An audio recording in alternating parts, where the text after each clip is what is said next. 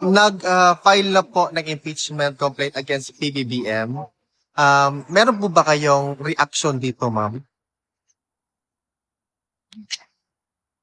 Sa ngayon, wala pa. Hintayin natin ang mga susunod na mga araw. Meron akong reaction. How about the seemingly What? obvious filing of impeachment complaint against you for next month after the lift of 1 year ban? As expected, dahil sila din naman na ang nagsasabi lagi na magpa-file sila na impeachment complaint. So, alam na natin yun na nangyayari yun.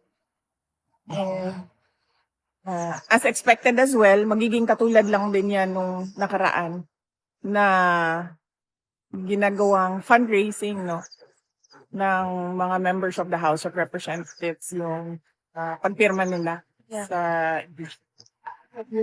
it's all about the money dyan. VP, recently the International Criminal Court Office of the Prosecutor, through their social media platform, released a statement asking or appealing to the Filipino people who are allegedly victim of the war on drugs to come out and be a witness to the charges hurled against your father. What's your opinion to this move? Attorney Nicholas Kaufman already gave a comment, no? So, his comment includes my opinion because we discussed it before he gave his statement on this matter. So, I reflect, my opinion reflects what Attorney Kaufman said.